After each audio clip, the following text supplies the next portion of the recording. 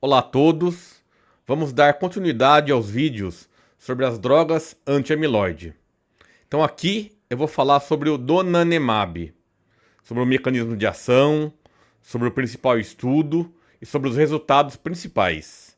Tá? Eu vou postar outros vídeos depois, falando sobre os resultados secundários, alguns resultados exploratórios e sobre questões de segurança e uso prático.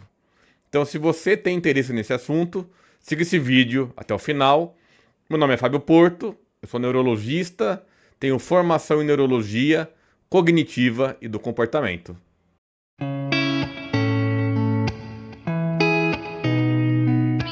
Então, vamos começar a falar sobre o mecanismo de ação da medicação donanemab. Então, aqui a gente já conversou num vídeo anterior sobre a cascata amiloide e sobre qual que é o tipo de amiloide mais tóxico. Então, apesar de ter controvérsias, muito provavelmente são essas fases aqui mais finais do ciclo de agregação da proteína amiloide.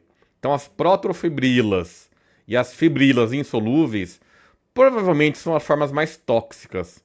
Drogas, medicações que atuavam aqui em formas mais solúveis já se mostraram negativas. Tá? Então, o donanemab ele atua na forma mais insolúvel, nas fibrilas.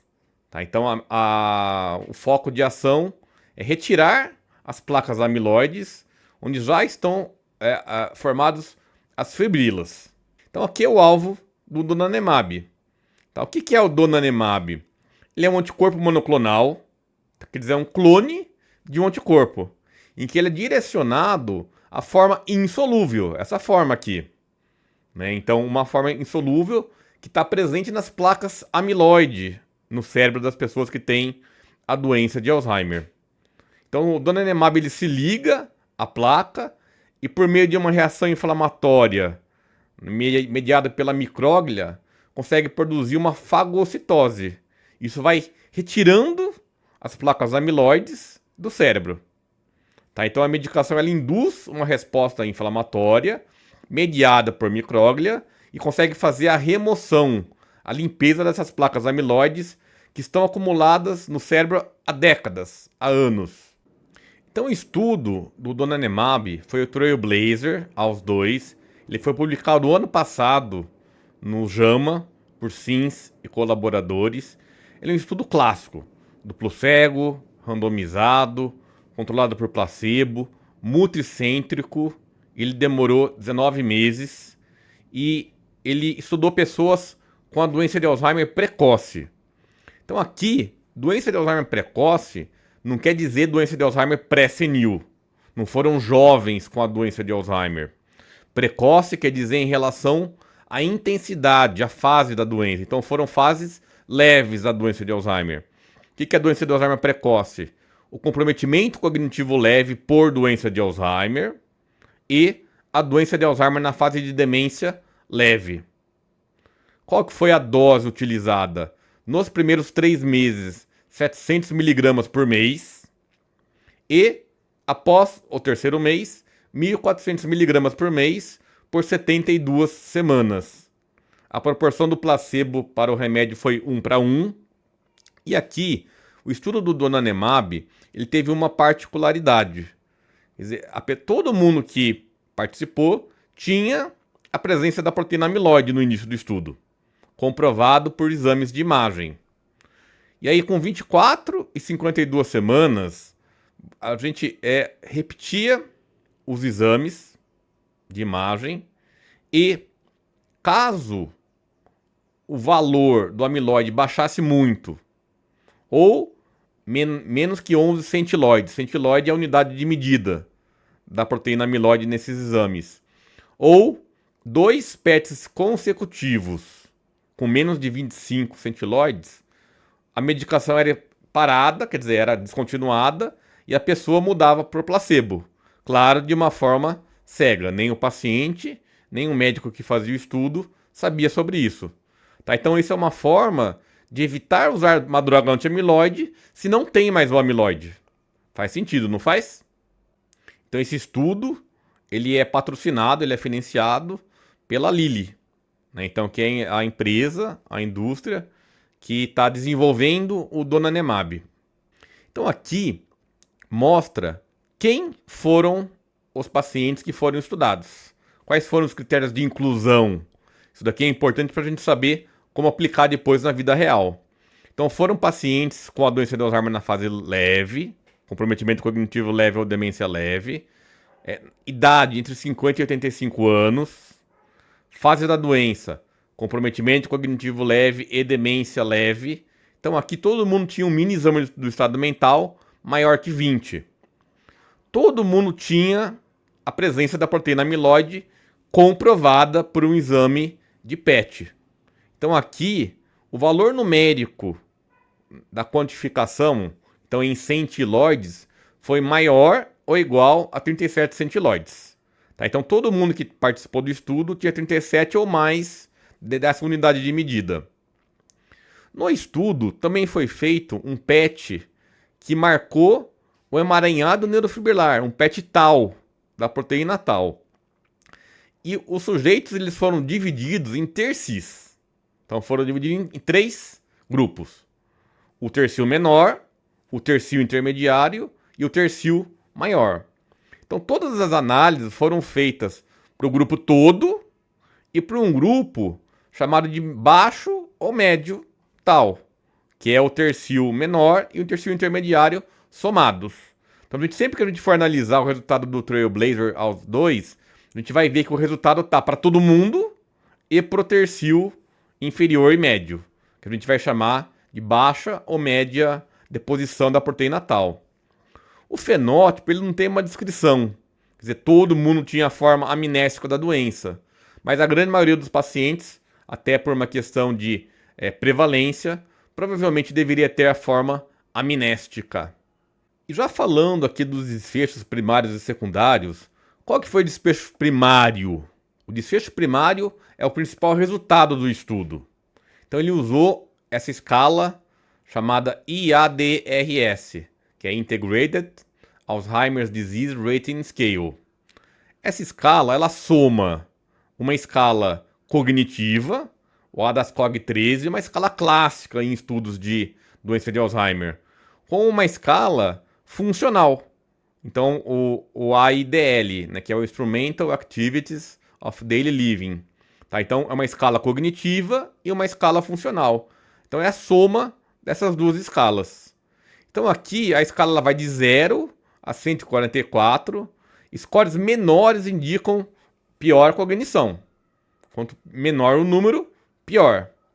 Então, uma coisa importante é essa métrica, Meaningful Within Patient Change, que é o MWPC, que é o quanto que uma mudança intraindividual é caracterizada como clinicamente significativa. Então, quanto que tem que mudar do teste para que tenha um ganho clínico na mesma pessoa, no mesmo indivíduo. Então, para comprometimento cognitivo leve, 5 pontos nessa escala. E para demência leve, 9 pontos. Tá? Então, todos os resultados foram analisados separando o grupo que tinha o PET baixo e médio e todos os pacientes, todos os sujeitos. Tiveram também desfechos secundários. Então, a escala CDR, a soma das caixas, o ADAS-Cog, o IADL, o mini exame do estado mental, o PET amiloide e o PET tau, então se mudou o amiloide e o tau, e a ressonância volumétrica, o volume total, o volume do hipocampo e o volume dos ventrículos.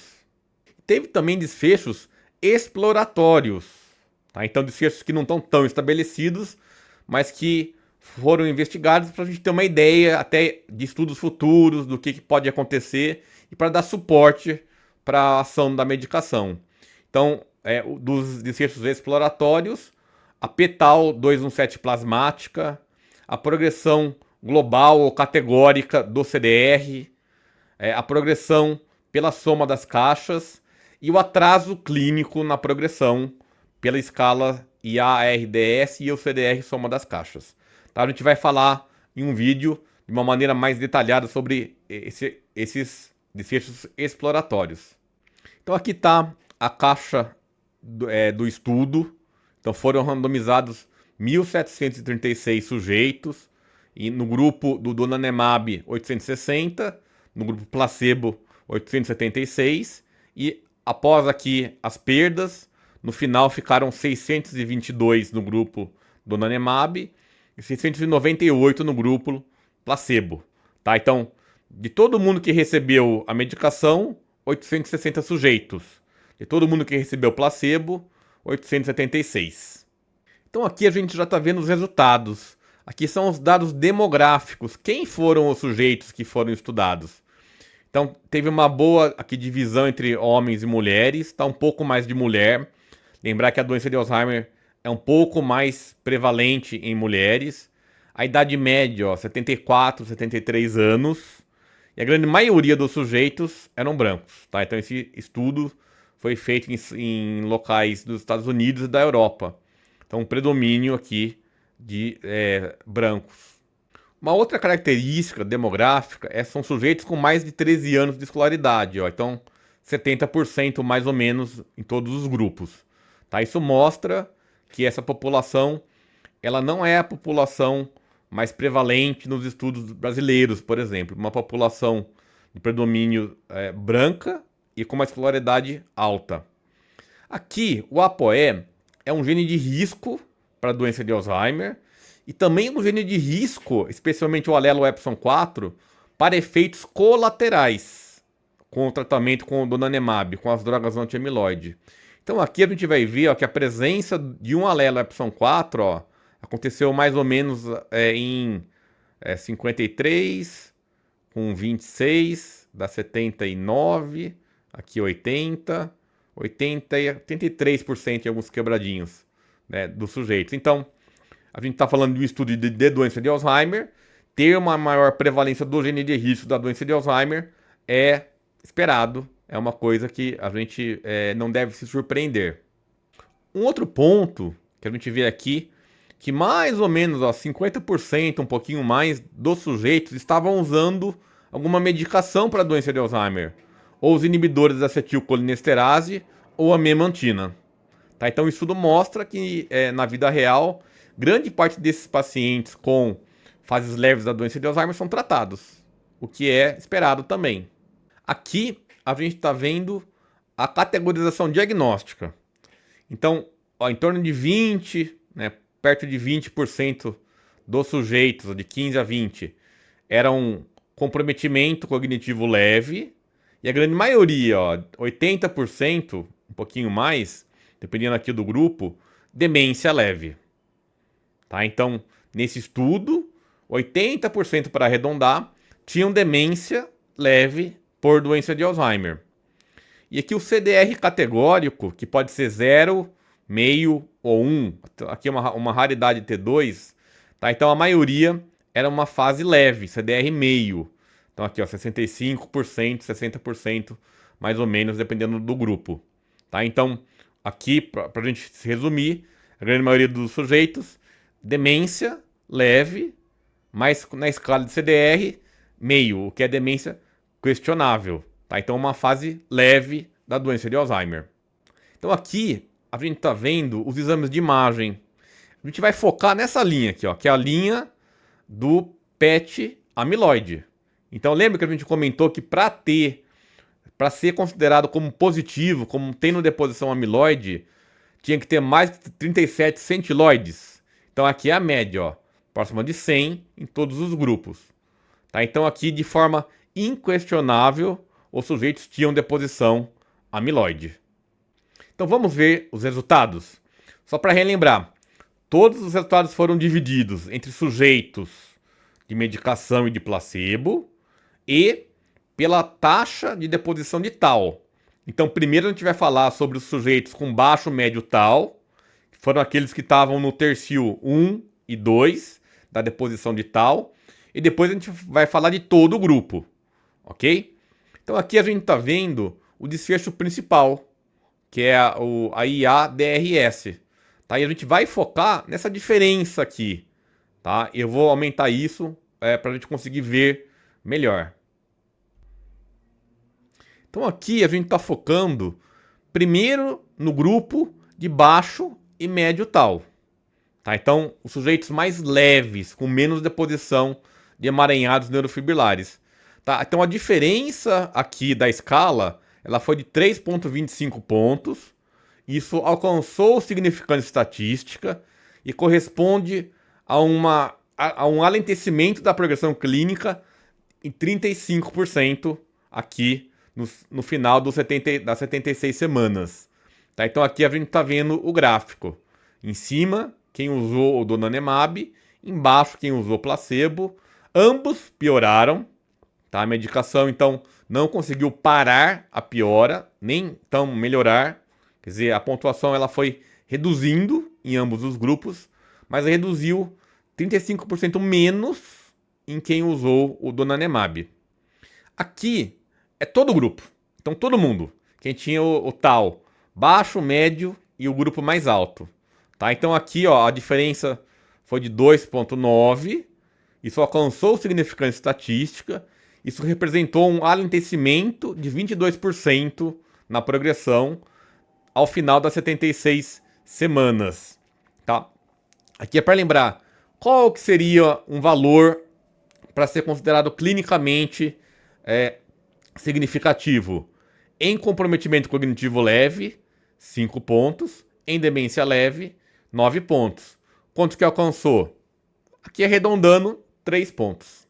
Aqui a gente está vendo o mesmo resultado, mas agora para o CDR, para a soma das caixas.